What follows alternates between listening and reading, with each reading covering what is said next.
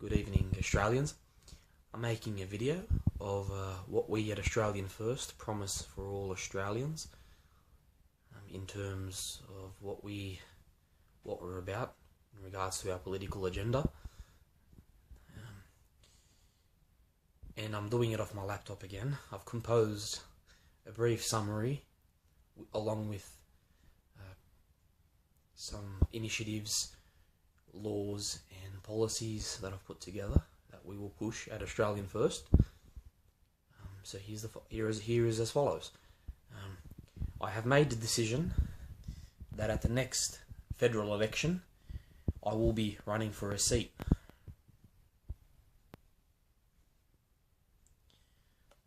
Sorry, bear with me.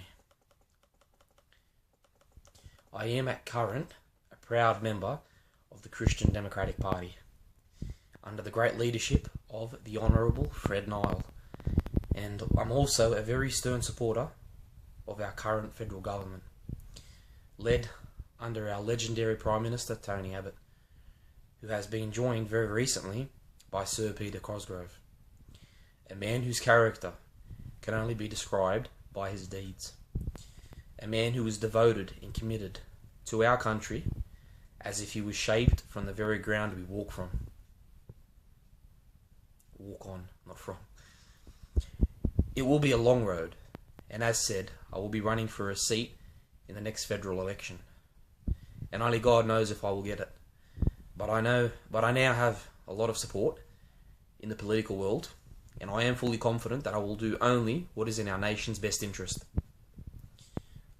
I don't know what party it will be that I run for a seat. However, in due time, perhaps sooner than later, once the Australian First political movement is on its legs, it may very well turn into a party.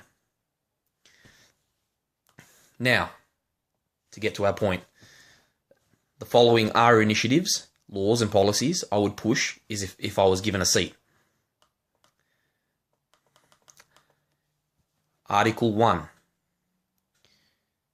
Section 1, Citizenship.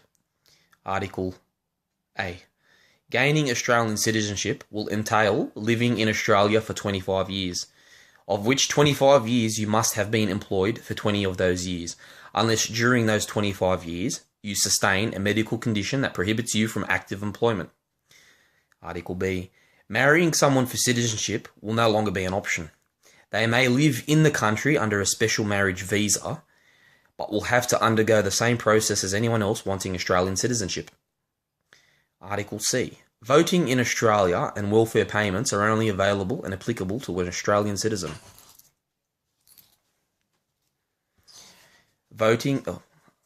Article D. After qualifying for Australian citizenship, you must sit a test, where your knowledge of Australian history, Australian culture, Australian customs, Australian language and slang, Australian geography, Australian tradition, Australian law, Australians' Indigenous heritage will be tested. The test will be 101 questions, which will include 20 true or false, 50 short response, 25 long response, 5 articles, and 1 essay on why you should and want to be an Australian. Section 2, Australian Cultural Advance. Article A. Ministers responsible for the maintenance of patriotism, though I don't believe there is such a minister that exists at present for that purpose, will convene a council of experts to advance Australian literature and language, Australian cuisine, Australian art, cinema and music, Australian customs, and anything else associated with Australian culture. Article B. Article B. The Australian anthem will remain, and the Australian flag will remain. We will not change something our forefathers fought and died under. Article C. The term Australia, a multicultural nation, will be scrapped, and the term Australia, a multi-ethnic nation, will replace it. What does this mean? It means as follows. Those of different races, ethnicities and cultural backgrounds whom have come to Australia or were even born in Australia do have a right to appreciate and love where they have come from. However, No culture, save Australian culture, will set precedent in Australia. Again, I stress peoples of whatever race and ethnicity can eat the food, speak their language, celebrate special days that is unique to their race or ethnicity, and, however, in no way, shape or form will the rights of any culture be officially recognised except for Australian culture. And whatever anybody does in the name of their race, ethnicity or culture can in no way conflict with Australian culture, or it will be deemed unacceptable and punished under the law. And I will also add, Aboriginal culture will be given special status, as they have a special place in Australia. They may full well carry on as per usual, without repercussions, though they may never offend or attack Australian culture, as any Australian is prohibited from doing. We will guarantee that the rights of Aboriginals are protected.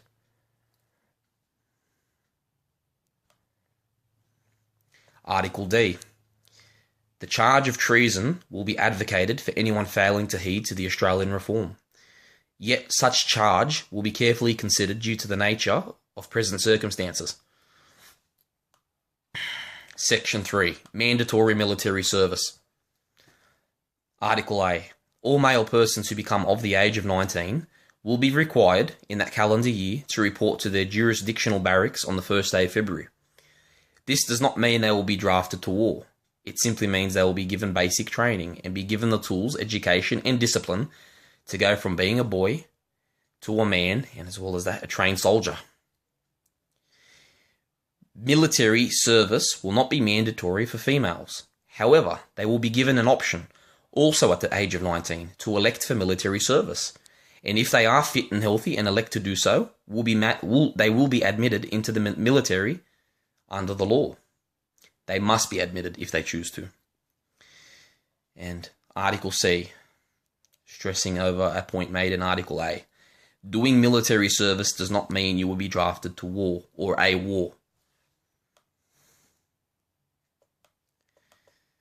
Section 4. Death penalty. Article A. The death penalty will be reinstated and only used under exceptional circumstances where the offender is habitual or of a high risk, or whose crime was that so, there is no other punishment appropriate. Article B. Capital punishment will only be available to those who have committed the following crimes: murder, rape, commercial quantity drug supply, treason, and serious fraud. Article C. Committing those crimes does not mean you will automatically be given the death penalty, or be given the death penalty, per se. It just leaves the death penalty as an option. It, in practice, will rarely be used.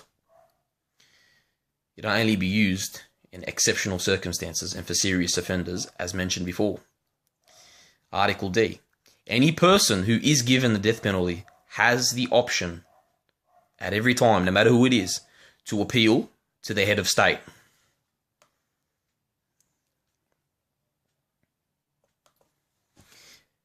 And last section, Section 5, Sydney's second CBD. Article A. The federal government will assist the New South Wales state government in building a second CBD in the city of Blacktown, where the current CBD in Blacktown is situated, and the areas within the vicinity of the Blacktown CBD. Article B. This will be a major project, will promote economic growth, reduce traffic problems and congestion, reduce the unemployment rate significantly, and also put much of our youth to work, and will increase their skill level. They will also gain qualifications because it will take at least a decade or two to complete this. Article C. Blacktown CBD will be promoted as Australia's first green CBD, where 90% of materials used for construction will be recycled. Sydney's best engineers will be consulted as to how the most eco-friendly city can be constructed. This will be something that all the people around the world stare and look in awe. Article D. Blacktown City, being in the heart of Sydney, Sydney's west, will also boast the sporting and cultural capital of Australia and be promoted in such way. Now, as said before, these are but only a few initiatives, laws and policies I was able to construct within half an hour. I really do look forward to your response and feedback and what you think of my proposals, because at the end of the day, it's what Australians say that matters. This is a democracy, and this is a free country, and we will always be free and do right by the people of Australia. Thank you for listening. God bless Australia.